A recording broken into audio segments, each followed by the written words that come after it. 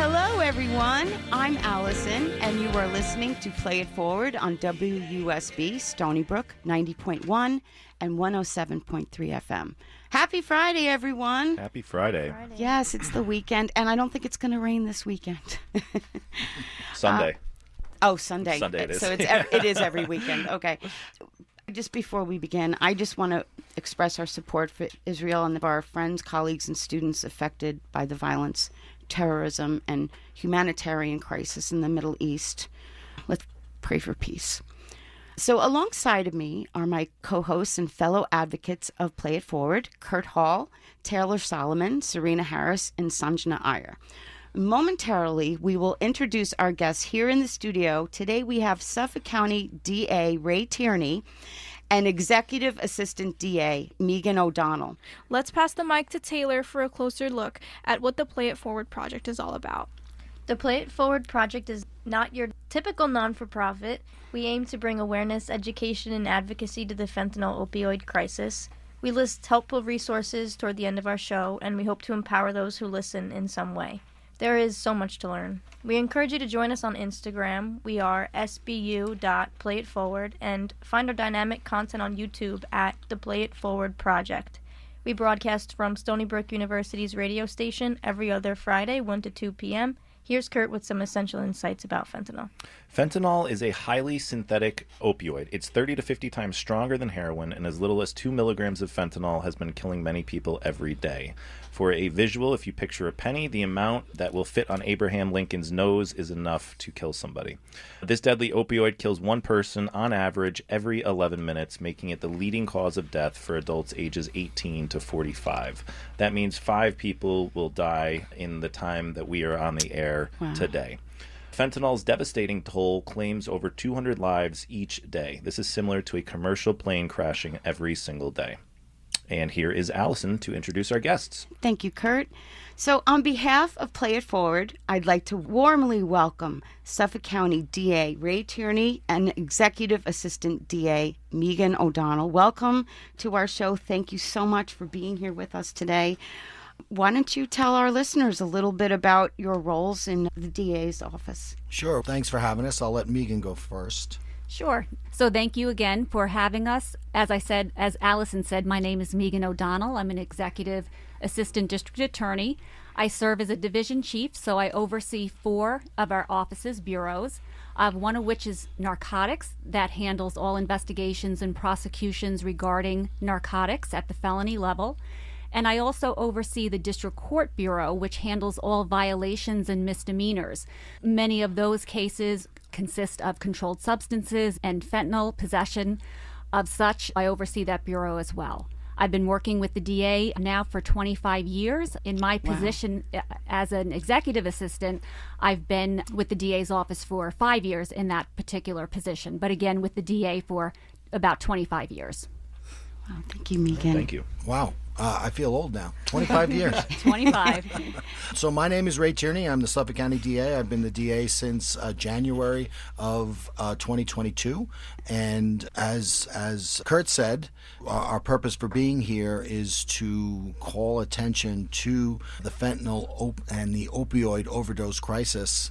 And what we think is particularly important is that we establish these sort of public-private or quasi-private partnerships to get out information about how devastating this opioid overdose crisis is, not only in Suffolk County, not only in New York State, but across the country. Mm-hmm. Wow. Thank you very much, Ray and Megan, for your time and for your service, of course. We learned a lot about your individual roles in the DA's office from our Zoom call the other day, and I think it would be important for our listeners to know that you do a lot more than just prosecute. Explain about the outreach efforts that the DA's office does. What we do is we could use the opioid crisis as sort of an example. The opioid crisis last year in Suffolk County, we had about 400 individuals who died from fentanyl OD alone. So that is a devastating number of cases. Fentanyl is an incredibly dangerous substance. So obviously when we talk about prosecution, we want to prosecute those individuals who are responsible for profiting off of the addictions of others and making money off of this. You really, at this point, you really can't even call it a drug. It's basically poison. Yeah. So we do that. And the very small percentage of the population that is profiting from the death of our citizens, we're going to prosecute them. We're going to do it unapologetically, and we're going to do it thoroughly. But what about everyone else? Everyone else, we need to come up with different modalities that will effectively deal with their addiction, whether it's mental health, whether they have substance addiction problems. We have a number of diversion courts, and we have means of trying to get help to those people. I can tell you that government resources are stretched thin, so that's why we like to go out and work with organizations such as Play It Forward and other private organizations who really help people with their addiction. Because what we've seen since really COVID was tough for people with mental health issues, tough with people with substance abuse issues, and I don't think we've really fully recovered from that. So we really need to we can't incarcerate ourselves out of this problem. So we need to take a more holistic approach. And then the other component I think that we have is our public outreach program. And really that's where we get out into the public and we explain ourselves. We explain what it is exactly that we do. It's not just prosecution, it's a whole other things, a whole other bunch of things. But there's also a very important education component to that, and especially with regard to fentanyl. As Kurt was saying, it's so powerful and it's made in the lab, so it's so cheap that we want our young people to know that if you make the decision to buy drugs on the streets of Suffolk County or really anywhere in the United States, and you might be thinking you're getting Percocet or oxycodone or heroin or cocaine or marijuana or Molly or whatever you think it is that you're buying, chances are what you're buying is fentanyl or will contain fentanyl. And again, as Kurt said, 2 milligrams of fentanyl is enough to kill you. That's about what a mosquito weighs. It's a bad decision to buy drugs, but the opioid fentanyl crisis turns that bad decision into a deadly one. That one pill. Well, and a lot of what you spoke to about education and stuff is really what our main mission will be eventually, and is now, but is to get into schools, educate our youth and the community. And I think that by doing that, while you guys are working the other end and prosecuting people, we're here doing that. So I think it's a team effort, and I appreciate everything. A collaborative community effort for sure. I was going to jump in and just say that Ray Tierney is the 4th DA that I've worked for. And I can tell you by far and large, the priority to go out into the community and really understand what is important to the community and how we can educate and advocate is really a top priority for this particular DA. This weekend alone, I'm going to be working the Shed the Med event, which has already been talked about. It will not only be in Hauppauge, but we'll also have a few hours out east in Hampton Bays as well. And then Sunday, I'm attending a fundraiser, actually, for LICAD and for Gabriel's Giving Tree. And I just point those out because those are 2 days that I'm not in a courtroom, I'm not prosecuting people, but I'm actively engaged in the community and doing something that's equally as important. That's awesome. Do you know where in Hampton Bays exactly it is? Yes, so it's going to be at our East End Bureau District Attorney's office. I can get the specific address for you, but it's definitely in Hampton Bays on Jackson Avenue. Actually. 32 Jackson Avenue. Thank you. Just found it, yeah. But thank you, Megan. In fact, I met Megan at a farmer's market when they were doing Narcan training on a farmer's market. That would have sounded so weird, 10 years ago, right? It would have. But not even 10 years, unfortunately. Yeah, it seems like it's pretty recent. It is pretty recent, but yeah, thank you for all the work and for your service. Of course. So we have a lot more Yeah, we questions. do have a lot here. So we wanted to walk through the process of what goes into prosecuting specifically a fentanyl dealer. When do you get involved? Are you involved during the investigative process, or is that only after the suspect's in custody? Just give us a little rundown on that. So ideally, yes. And just as we take an active role in our community outreach, we take an active role in our criminal investigations. And with criminal justice, bail reform, and a lot of these other measures, they've really strained the resources of law enforcement. So we have to work harder, but we have to work smarter. And really what we want to do is we want to have prosecutions that reflect what's happening in our communities and which will provide the maximum benefit to our communities. So we want to be involved right at the very beginning and make sure that when we're doing a case and we're investing resources, we're getting individuals who are selling a large amount of these dangerous narcotics, fentanyl, tranq, nitazene, whatever it may be, and that we're focusing on essentially the worst of the worst, the people who are delivering the most of these deadly drugs. So the way you do that is through intelligence, collaborating with your partners, and so we want to do that right from the very beginning. And with narcotics it's like a spider's web. So you want to start at a logical place and then build up and out.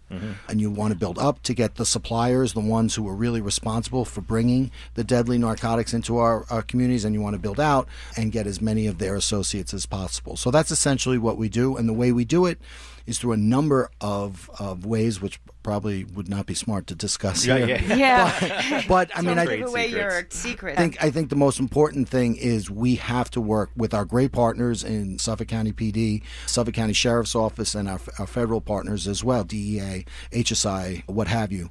And I think, and our own investigators. We have an East End drug task force that we utilize. We have a fentanyl task force that we utilize.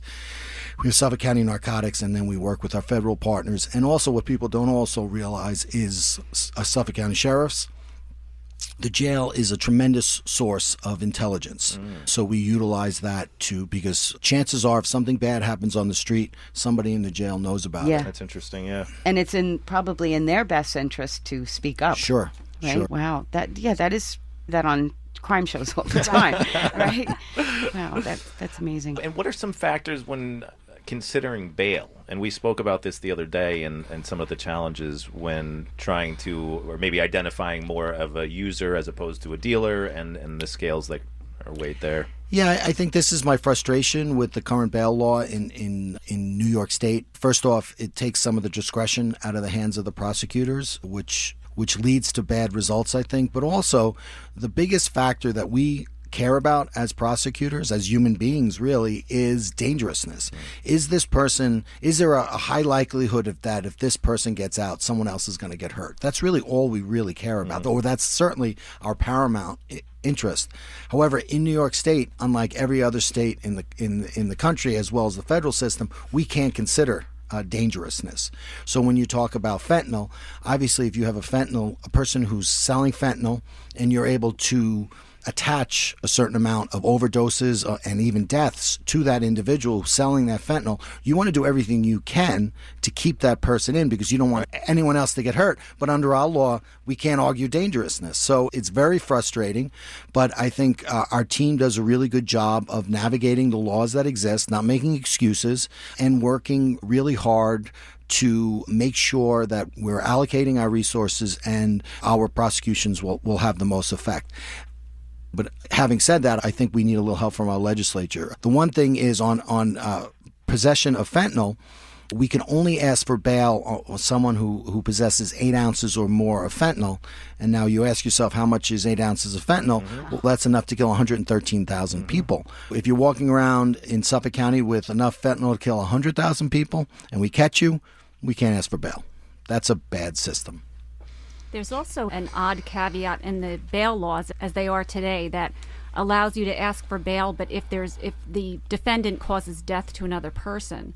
So sometimes we find that the narcotics prosecutors are able to ask for bail on certain defendants that are arrested, but only after they've intentionally caused the overdose of a victim. So it's really an ironic thing to say that we have to wait for someone to die, and then we can ask for bail. And also with that, it sounds good, but the problem is if you go to a scene and there's a person who's dead and there's a whole bunch of fentanyl, it takes you arrest somebody, it takes you a while to connect the death to the person. So at the initial arraignment, you can't make the connection, so you can't make the argument, so they get out, and then you give them an extra couple of weeks to continue to deal drugs. We had an instance where there was an individual by the name of Vito Fabrizio. He caused the death of Frank Cairo, and initially what had happened was we had purchased in an undercover capacity drugs from Fabrizio. Mr. Cairo ends up overdosing the next day. It was March 7th, March 8th. Frank Cairo overdoses. We get there and we see that Fabrizio's number is associated with Cairo, but we can't put it together yet. So he gets out. We finally put it together. We do another deal with Fabrizio. We arrest him. Now we argue for bail. The judge doesn't set it, so he gets out again. So we continue to work the case. We continue, and then we issue search warrants. We arrest them. We find them with even more fentanyl. And then the third bite of the apple, we're able to keep him in. And the ironic part, or the sad part about it, is after he initially got out after the arrest, after Mr. Cairo died, the first thing he did is he got new phones. He contacted our undercover detective and said, "I'm back out on the street. I'm back in business. Do you want fentanyl?" And after Oh, those my goodness. two times of being Yeah. released, how many people can you hurt in that span of time Oh, my while goodness. you're sitting there banging your head against a Yeah. wall? That's very aggravating. And It's just insane. I can tell you, I'm really indebted to Megan and Mark Murray, the narcotics chief, and his team, because they're doing these cases, and they run up into the overdoses and the families who've, despite their heroic efforts to keep their family members alive, their family members still overdose. And these folks and our investigators that we work with, they know they're on the clock. They know they're working overtime to try to make the connections, establish the case, so we could take these deadly dealers off the street. And again, not to make excuses, but that's why we need a death by dealer statute. That was one of the next things I wanted to bring up, because we were discussing some of the legislation that you are trying to pass. Can you explain to our listeners what legislative proposals that you have? Sure. So there's really 4 that we are advocating for. One is death by dealer, and I'll let the DA talk more about that. We're also seeking to be able to ask for bail for people who possess fentanyl with intent to sell it or do sell it. We're also seeking to criminalize xylazine, which is also known as tranq. That currently in New York State is not illegal, and unfortunately is being used as a cutting agent by many of the drug dealers today, and it's causing a lot of harm. So we're seeking to add that to the list of controlled substances, so that is also illegal. And then finally, we're looking to amend the executive law such that families of people who have died of a fatal overdose are eligible to receive financial compensation. Unfortunately, under the law right now, victims of crimes they're entitled to certain types of compensation for grief counseling or to replace items that may have been stolen via larceny or something to that effect. But ironically, if you're a mother or a father who's lost their child to a fatal overdose because some dealer intentionally sold to their daughter or their son, they're not entitled to necessary funds to bury that child, to get grief counseling, for any of the other types of compensations that other victims are entitled to. So we are seeking to add that to the executive law so that those families can be compensated. And I will say this, and this is one of the things that we've encountered, which is particularly heartbreaking.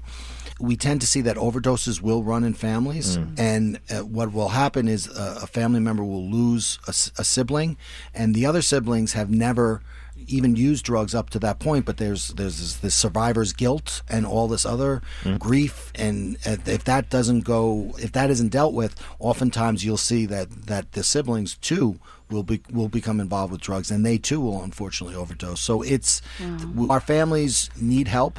We're here to try to help them. There's a myriad of ways we can help them. Again, incarcerating the worst of the worst who are dealing this stuff, but we also need to help them as far as providing services and treatment.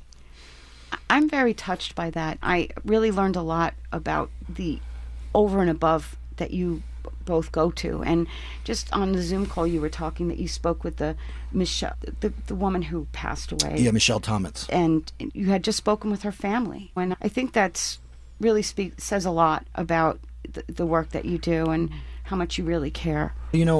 Speaking of people who really care, and this really inspires us, the people who really care are the parents of the overdose victims. And almost to a person, their sentiment is, we don't want to have any family have to go through what we just went through. So that's in their darkest hour, they're still thinking of other young people, thinking about other families, and that's always unbelievably inspiring. And that's why in January The legislature isn't listening to us, so we're going to bring these families with us up to Albany, and we're going to try to start a dialogue. And I think we say dialogue because it's important. We go out, we try to tell when we go out into the community, look, we're holding ourselves responsible. We're going to talk about these things.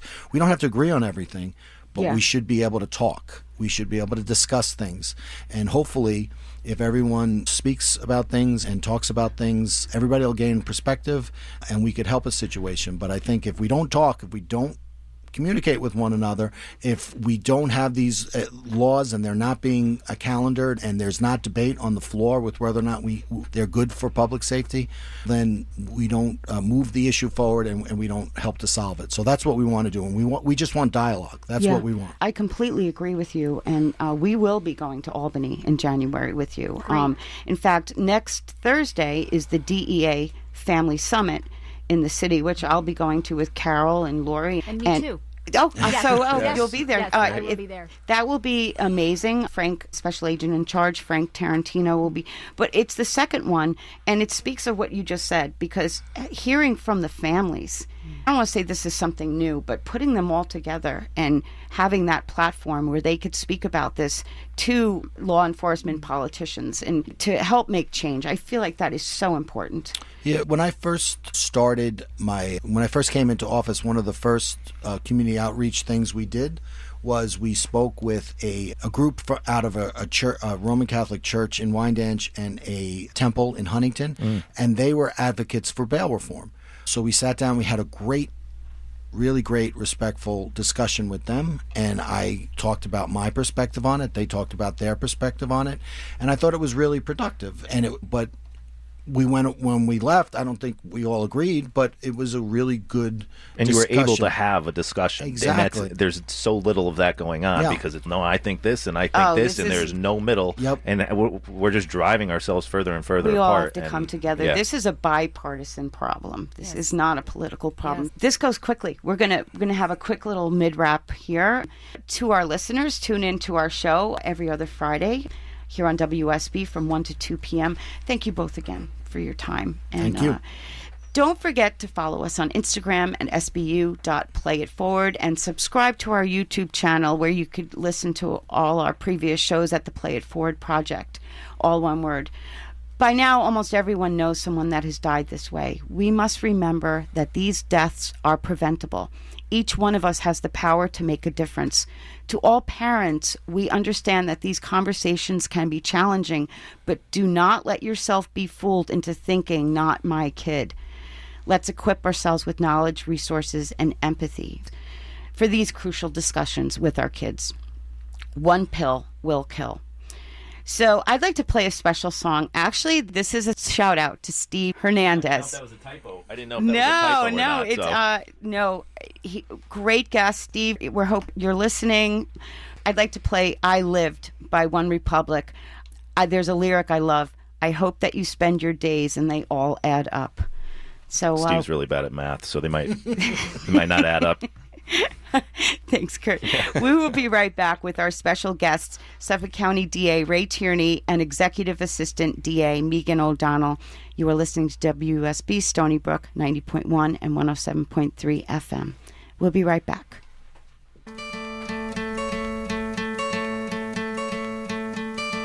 Hope when you take that jump, you don't feel the fall. Hope when the water rises, you build a wall. Hope when the crowd screams out, you're screaming your name. Hope if everybody runs, you choose to stay. Hope that you fall in love and it hurts so bad.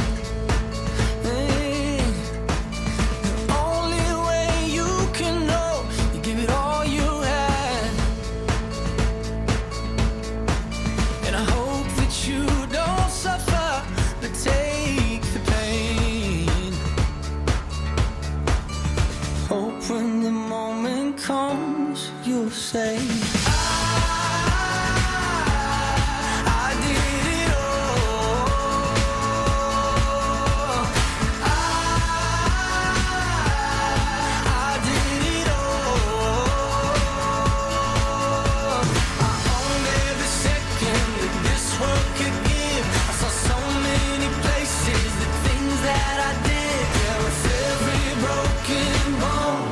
I swear I lived.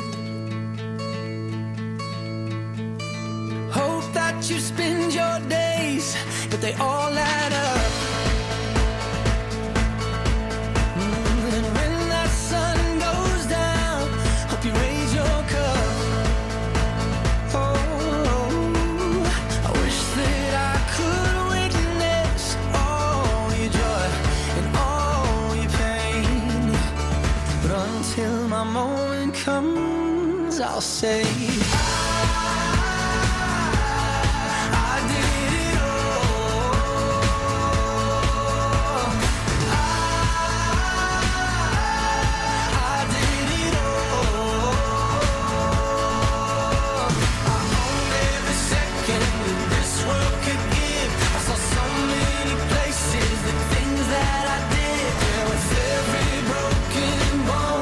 I swear I lived.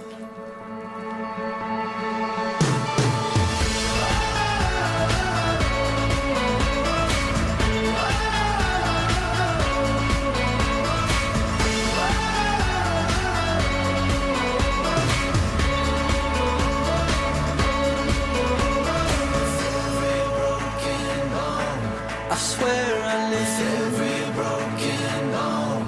I swear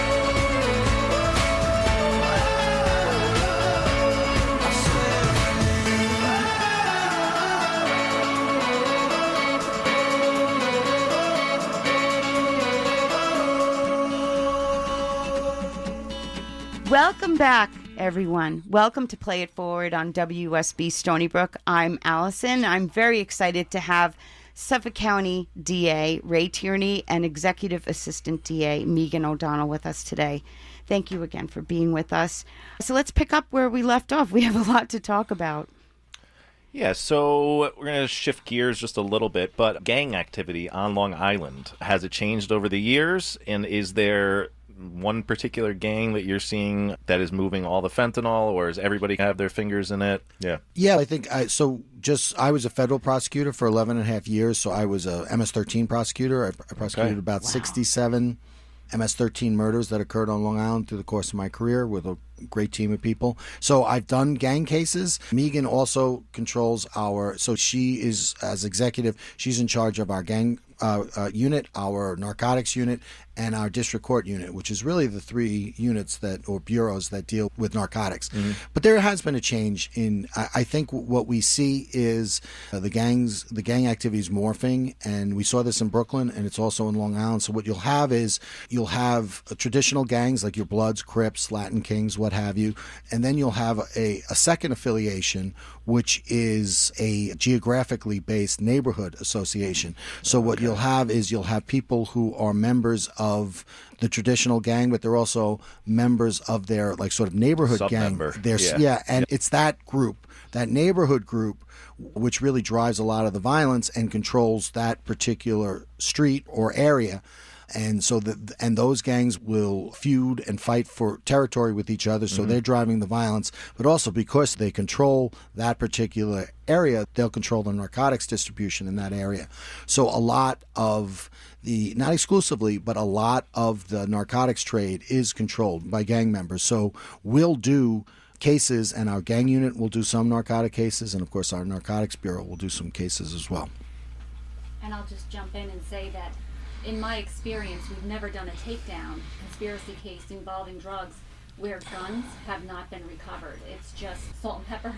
Really? Guns and drugs just go together. Yeah. Unfortunately, we always find sometimes it might just be a few, sometimes it's a lot, but these drug dealers have guns because they have to protect their trade. And just following off of that, even if the drug dealer him or herself is not a gang member, they're going to have someone involved in their conspiracy who are at least affiliated with the gangs, because they need that security, they need that strength, or they're going to be victimized. So that kind of leads in. So what associations are there between local gangs and Mexican cartels? Is there any? I think there is. It's in certain levels. I think that every drug dealer is looking for a connect. So you have small-time drug dealers, and then they're getting their supply from someone, and eventually it's going to track back to the cartels. And a lot of times drug dealers, the MS-13 would do this, they get deported, and then they would go and become affiliated with the cartels in Mexico, and then they would establish connects on Long Island. When we talk about doing drug cases, we want to build up and out, and the goal is, of course, let's get to the cartels. If we're fortunate enough to get to the cartels, and we've done that, that's where we bring in our federal partners, because I prosecute the cases in Suffolk County. I don't have extraterritorial jurisdiction like our federal partners do, but that's why it's important to work with the DEA, work with the U.S. Attorney's Office to assist in helping them to make these large international cases. When I was a federal prosecutor, I prosecuted a leader of the Norte Valle cartel in Colombia, and he was responsible for bringing about 80 tons of cocaine into the United States. He was in Colombia, thought he was out of reach of the United States. We went and got him in Colombia. We brought him back to Central Islip, we prosecuted him, and we convicted him. I think he's doing 35 or 40 years, something like that. So that's really interesting, and it leads us into one of Taylor's questions, and something that Frank Tarantino spoke to as well, about the challenges of prosecuting on state versus federal levels. Special agent in charge. Special agent in charge, Frank Tarantino. Yes. I'm sorry, yeah. I just read right over that, and I just asked Taylor's question too, so I'm sorry, Taylor. No worries. But can you talk about some of the challenges that go into prosecuting on a state versus federal level, and maybe the analogs that we talked about? So the federal system is a much gentler system for prosecutors. Number one, the conspiracy laws are much more broadly written. The jurisdiction issues, they don't have the same jurisdiction issues that we have, so that's good. They have tremendous resources, but also their laws are way more common sense. They are allowed to argue dangerousness in their bail applications. We cannot. And the other thing that they have is, in New York State, a controlled substance is determined by the legislature, so they have to vote on it. It takes forever. Whereas in the federal system, it's a schedule that's done by our narcotics experts affiliated with the DEA. So if they see nitazene, they could schedule it as a controlled substance almost immediately, so it becomes illegal. Oh, wow. So that's why they're so much more agile than us. They also have an analog statute. So even if you have you take a hydrogen atom and you make nitazene into isonitazene or some other derivative of a nitazene, in New York State, it's not illegal. In the feds, it still is. It all falls under that umbrella. Wow. Yeah. So one of the things that we're also advocating for is, let's make our drug laws in New York State were written at a time when all of our drugs came out of the ground. So heroin, cocaine, same in Cali, Colombia as it is in New York, as it is in California. But all of these designer drugs that are made by chemists in labs in Mexico and then brought into our country, they could be easily manipulated and easily changed, and we could never keep up with that unless we have an analog statute like the feds do. And even that, I would imagine, makes it pretty challenging, even at the federal level, with them changing it as quickly as they do. They're out to make $1, and they're going to do everything they can to make sure that they stay ahead of you guys, or try to at least. Absolutely, absolutely. And we still, tranq is still not legal in Suffolk County, which is absurd.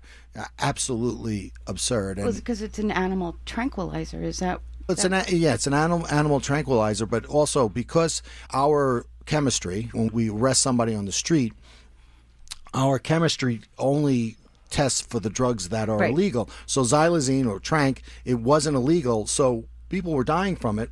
We just didn't know it because our chemistry tests weren't picking it up. The feds could pick it up. We had an instance, our first known nitazene overdose.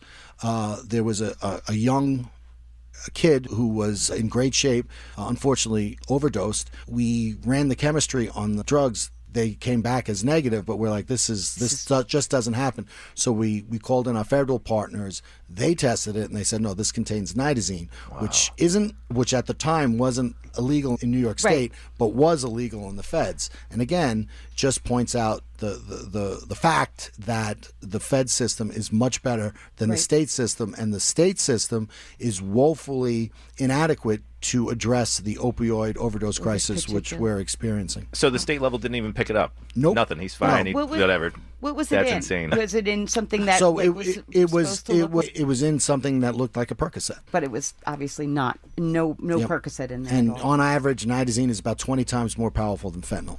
And we only knew about it because of the lab report that came back on the decedent's body. Had The autopsy. Correct. Had he not died, we would have never even known Wow. that it was in it. So if you have drugs that goes to chemistry, those chemistry tests only search for things that are illegal. If somebody unfortunately dies and there's an autopsy, that autopsy has a toxicology test. Those toxicology tests are much more broad based. And so, as Megan said, if somebody dies, we'll find out it was nitazene poisoning or whatever. And that It takes does a seem long so time backwards to do. and roundabout and Yes. just aggravating. Yes. Yeah, like just not even common sense. Yeah, common sense, That's right. got to be frustrating. So I'll leave you with one more just horrifying instance of so xylazine now is not illegal, right?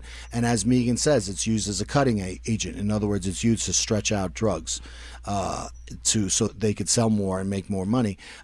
Xylazine is not an opioid. So xylazine exacerbates the effect of opioids and has its own effect, and you could certainly overdose from xylazine. But if you think you're taking fentanyl and somebody comes to help you and gives you Narcan, it'll save you from the fentanyl, perhaps, but it will not save you from the xylazine. We're really playing with people's lives, and we need to really take a hard So look wild. at what I'm like we're sitting doing. here, like I'm in recovery as well, and used to go get heroin, and that was great. I worried about getting a bad batch or something like that, but never like this. And now it's I have to worry about fentanyl, and I have to worry about 19 other. Well, you know what makes illegal me things. sad? This makes me sad because when you run for office and you have community outreach, people come up to you all the time, and ex-heroin addicts will come up and say, look, I was in the throes of the addiction to heroin for 10 years, 15 years, 20 years, finally got help, and now I'm living this wonderfully impactful life, and it's so great. And that's such a great story. But then I say, how many fentanyl addicts in 20 years are going to come up and say, I finally was able to rid myself of I this don't think addiction? there's gonna Not be that many. any. Because Not I that think many. if you do it for 20 years, you're not going to survive.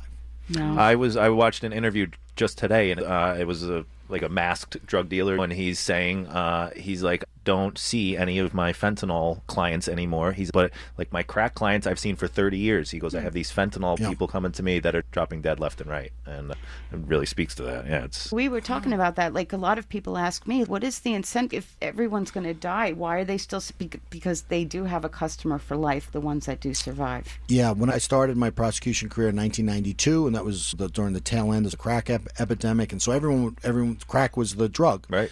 And so we had in 92, we had all these crack dealers. And then as we got into the 2000s, those crack dealers segued to heroin. And when we debriefed them, they would say, I made a lot of money selling crack, but we would see our clients once a week, sometimes we wouldn't see them for months, and then they would come back. With heroin, because it's so powerfully addictive, we would see them every single day, sometimes twice a day, so you make more money. Fentanyl is even more powerful, more addictive than heroin. You'll make even more money. And it's such a small amount, could get you high. You could sell less of it. You could sell less of it, make more money. But the fact that it's also deadly, They don't really care about that. they don't really care about that. No, and I wanted the strongest stuff that I could Yeah. get, and that got me just close enough that I didn't die to have something like this where, I know I'm going to be really pushing the envelope here by doing this. Yeah. Is like every drug user's And dream. on the street, it's called Fetty. And Fetty is a mix of heroin and fentanyl. Right. And people who are addicted, they are going to get their Fetty, and they're trusting that these drug dealers know enough not to give them more than 2 milligrams. Oh, or well, they the have size degrees. of- They're all chemists, and Yeah. degrees. Yeah, of course. Scientists. So Well, it's we dangerous. Heard that there's no such thing as heroin.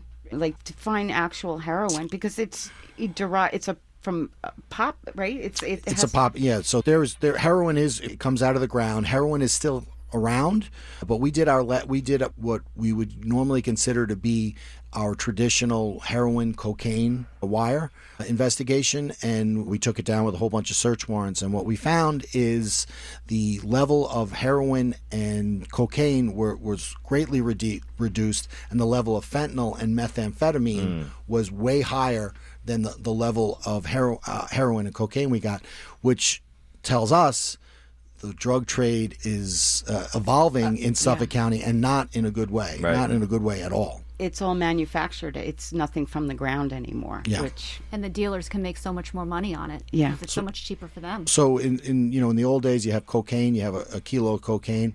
It's about $28,000. You put this stuff called baby powder, mannitol, essentially anything that's white, and you take that to 1 kilo of cocaine and you stretch it out into 2 kilos of cocaine. Now, if you get a kilo of cocaine and you get fentanyl, you can stretch that thing into 10 kilos. And the problem is it's a large degree of fentanyl. And when you're sprinkling in that fentanyl to make it powerful, if you're a little heavy, people end up dead. What's crazy too is it's fentanyl and cocaine. Is for somebody that wants to buy cocaine, wouldn't necessarily want to get fentanyl, right? Exactly. Because they're both very different types of highs. Yeah.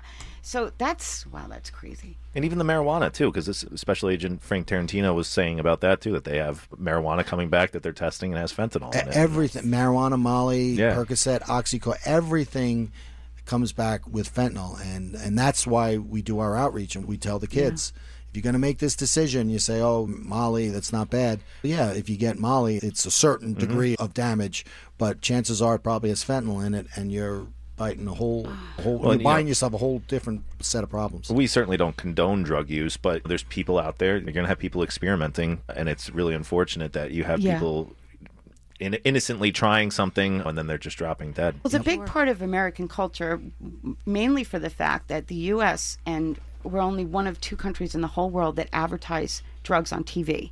And so it becomes ingrained in our society and in a pill form, like it's safe to take pills. And 7 out of 10, now it used to be 6, 7 out of 10 illicit pills will have fentanyl in it.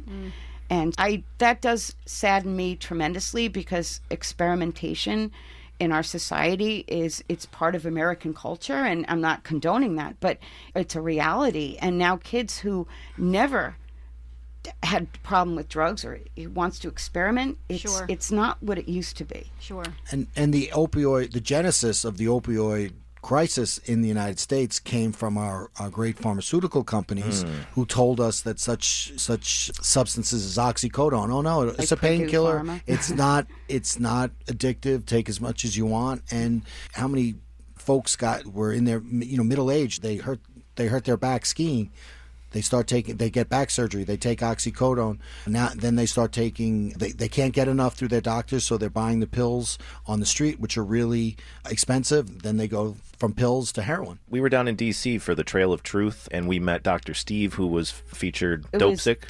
Hulu's. Yeah, and he was the doctor that got hooked onto the pharmaceuticals himself, onto OxyContin, and his life went into shambles. And he spoke to the stigma that he sees on a day-to-day basis, and he gives a lot of lectures and stuff, and prominent politicians coming up to him afterward and saying, hey, off the record, my son, my daughter, hey, off the record, my cousin. And he said it's just sickening how many people bury their heads in the sand and refuse to talk about it. Absolutely. And when I ran for office, the thing that initially surprised me so much, doesn't surprise me anymore, unfortunately, is I would have a speech and I would talk about everything from outreach to violence, gun violence, drugs, and a person would come up to me and say, can I talk to you for a second? I say, sure. And they would say, I lost a son, a daughter, a grandson, a worker, a colleague, a spouse. And initially it was shocking because every single time. And that's how prevalent this crisis is. And again, we look at gun violence in Suffolk County. Gun violence is 50% of all gun violence occurs in less than 1% of the land area of Suffolk County. Very concentrated. Opioid overdoses, it's diffuse. Right. It knows no socioeconomic. Any way you want to divide or categorize all the humans, barriers, doesn't matter. Yep. If you're rich, you're poor, you're white, you're black, whatever religion, however you want to break it down, it just goes across all barriers, and it's terrible. The ultimate enemy, very cunning. Yes. Yeah. Yeah, we're getting close to wrapping up, so that's why I didn't know. Do we have any pertinent questions that we want to ask? I want to give our team maybe a Yeah. Taylor I or feel like I'm hogging the Sanjana, mic over here. our students here, our student listeners, and I Wonderful. hope a lot of campus listeners are tuning in. Sure. I have a question. I'm a student at Stony Brook University, so I wanted to ask, what advice can you offer to our student listeners? Nice. You want to go, Megan? Sure. As a graduate of That's this right. She's an alumni. Very Oh, proud welcome back. alumni. Forever Yes. Seawolf. Graduated from Stony Brook back in '95, many ages ago. But one thing that comes to mind is just dovetails into what we were just speaking about with the stigma. I think it's important to have the discussion, to talk. I know that several of our prosecutors in the Narcotics Bureau, they have young children as young as 6, and they make sure that their children know what mommy does for a living, what daddy does for a living, and that it's not safe to put anything in your mouth that doesn't come from mommy or Good. daddy or from a doctor. And again, there's always age-appropriate boundaries to set, but just to have the discussion, and whether it be with a 6-year-old child or with your 21-year-old child, but just to have that discussion and open discussion and talk about if you have a family member or a friend, a family friend that has passed away or had an overdose or has an issue. Talk about it. Yeah. I think that's a big thing that students can do, is to not fear the discussion. And 'Cause, don't further the stigma by remaining silent. If you're Yes. having a hard Thank time, you. if you need help, or you see someone who you think needs help, get involved and say, let's get help. Let's fix this. Before it's too something. late. Just before it's too late. We all have to look out for each other, and young people particularly, because it's the number one cause of death between 18 and 45. And that's large. That's the age of the students on campus. Well, we're just about wrapping up here. Is there anything that you want our listeners, what would be a really good takeaway that you want everyone to take away from this interview? I think like in 2022, we had 400 fentanyl overdoses alone in Suffolk County, and that's 92% of the opioid overdoses, 400 plus opioid overdoses. We had 30 homicides in that time, which our county is a very safe county given that we have 1.6 million people living here, but we have this terrible opioid overdose crisis. So let's all work together. Let's take steps to address it. This is a complex problem. It's not about everyone goes to treatment or everyone goes to jail. We have to take a holistic approach, do a lot of different things. But number one, we have to talk about it, and we have to be willing to listen and work with all of our partners to try to make a difference. A lot of paths to the same destination. Yes. Good, great. That went by very quickly. That Yes, was a very I want fast to. show. I could sit here all day and talk to you guys. Your service Yes, thank you very here. much, guys. Thank you. Thank you. Really appreciate Thank your you. service Keep and up the your good hard work. to keep our community safe. Thank you so much for your time and for being our guests and for your service, of course. I sincerely thank everyone who supports our cause and understands how important it is to look out for each other and to empathize with anyone you know dealing with addiction. Let's continue to spread awareness about the dangers of illicit fentanyl and promote harm reduction tools like Narcan and fentanyl test strips with strong backing from multiple community-based organizations, including AA, Narcotics Anonymous, Smart Recovery, and Professional Treatment. Reach out to us via Instagram at SBU Play It Forward for more recommendations. Struggling with mental health or substance use, you are not alone. Reach out to SAMHSA at 1-800-662-HELP or text HELP for you for support. SAMHSA also has a 24/7 info service at 1-800-487-4889. For additional help, visit Hope House Ministries online at hhm.org or call 631-928-2377. LICAD, Long Island Council on Alcoholism and Drug Dependence, offers support and guidance at 631-979-1700, and you can find more information at licad.org. Remember, your journey to healing and recovery can start with that first call. Fentanyl test strips are available at many harm reduction organizations and online, such as dancesafe.org and Amazon. LICAD of Long Island distributes fentanyl strips as part of their free Narcan kits. Please have Narcan accessible. You can save the life of someone overdosing even when it's least expected. On behalf of Play It Forward, thank you all for listening. We invite you to join us on Instagram to see behind-the-scenes content, ask us questions, share your thoughts and ideas, and be part of our dynamic, growing community. We hope to hear from you. Our Instagram is sbu.playitforward and YouTube at the Play It Forward Project. We hope that our message reaches somebody. So for now and always, Keep playing it forward. Oh, that's so cool that you said that, right? Thank you so much. So this is Allison of the Play It Forward Project, and I hope you tune in to our next show. Thank you again, WUSB, Tyrone, Matt, and my co-hosts Kurt, Taylor, Sanjana, and Serena. Mm-hmm. So we have a special closing song that was actually picked by Ray. Great song choice, Ray. Great song. My song husband choice. loves it too. It's The Needle and the Damage Done by Neil Young. You are listening to WUSB Stony Brook, 90.1 and 107.3 FM. Be well, everyone, and please look out for one another.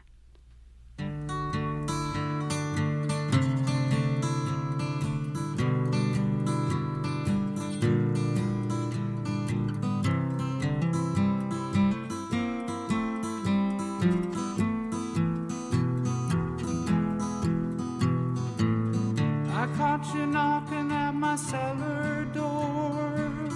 I love you, baby, can I have some more? Ooh, the damage done. I hit the city and I lost my band. I watched the needle take another man. Gone, gone, the damage done.